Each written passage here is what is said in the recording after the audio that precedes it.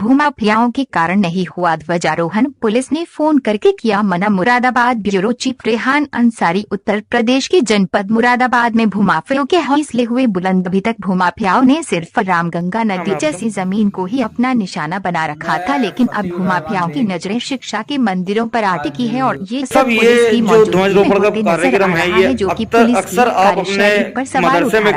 15 अगस्त स्वतंत्रता दिवस के बाद एक बार 26 जनवरी गणतंत्र दिवस पर शहीद पुलिस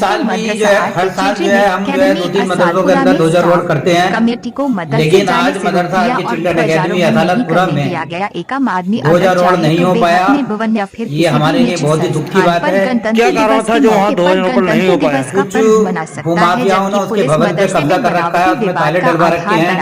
हमने इससे पहले जैसे हमें विभाग की तरफ से आदेश मिला, मदरसा प्रबंधक उसके मद्देनजर हमने प्रभारी निरीक्षक गलशहीद को वहाँ पर ध्वजारोहण के लिए कहा और उनसे हमने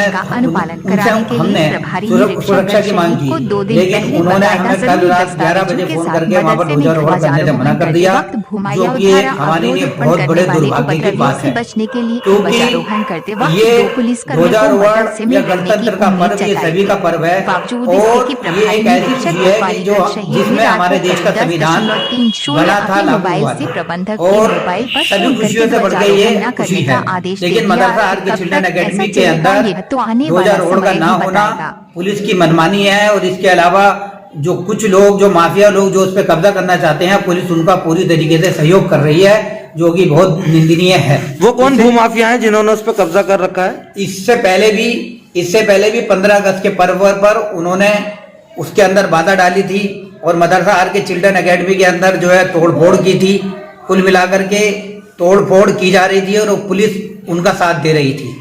ऐसे हालात के अंदर मैं ये बात कहना चाहूँगा कि वहाँ के जो स्थानीय भूमाफिया हैं वो उस जगह पर कब्जा करना चाहते हैं और जो कि बहुत गलत है। मदरसा वक्फ है पूरी तरीके से, मैं उसका मुतवल्ली हूँ, क्योंकि वक्फ संपत्ति कभी भी बेची नहीं जा सकती, लेकिन उन्होंने उस प्रॉपर्टी को बेचने के तरह तरह के तरीके अपना रखे हैं। जब कभी भी 15 अगस्त आता है तो वो उस परिसर के अंदर ताले डलवा देते हैं। यही वजह है कि उसी क्रम में उन्होंने लगभग 2018 से लगातार 15 अगस्त 26 जनवरी पर एमआर के चिल्ड्रन अकेडमी में उन्होंने ताले डलवा दिए और आज भी जो है वो उनका ही ताला पड़ा हुआ था। मैंने पुलिस से कहा, प्रभारी निरीक्षक गलशहीद से कहा कि साहब इसके अंदर इस ताले को खुलवा करके ध्वजारोहण कराइए।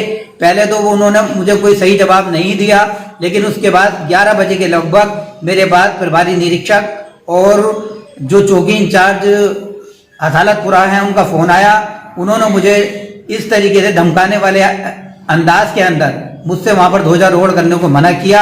हमने ये देखा कि जब हमारे लोग, हमारे टीचर्स वहां पर गए तो वहां पर कुछ गुंडा एलिमेंट जो है वो आसपास घूम रहे थे।